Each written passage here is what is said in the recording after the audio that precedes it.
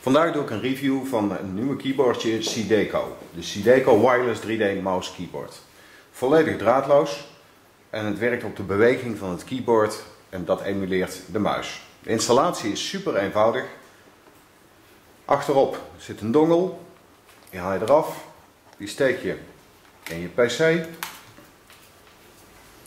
Verder hoeft er geen software geïnstalleerd te worden, dat doet Windows volledig automatisch. En op dit moment werkt hij al. Door het bewegen van het keyboard beweegt de muis op het scherm. En zo kun je ook door de aanwezige functietoetsen heel snel de gewenste programma's opstarten. Ik draai hier Windows 7 en ook daar draait hij perfect in. Als ik naar de browser ga, druk www, dan zie je dat ik hier op deze manier de input kan doen. Enter.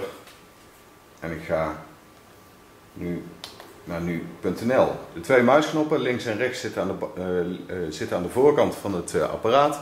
Linker muisknop, rechter muisknop. En door het bewegen nogmaals van het keyboard beweegt de muis ook. Ik kan ook naar beneden scrollen door de scrollknoppen aan deze kant. En ook het starten van een programma gaat super eenvoudig. Hier start ik Office 2010, Word. En ik begin op deze manier te typen. Dit is een test.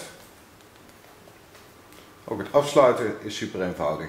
Het vergt misschien in het begin wat meer eventjes een kleine oefening, maar dan is het super eenvoudig.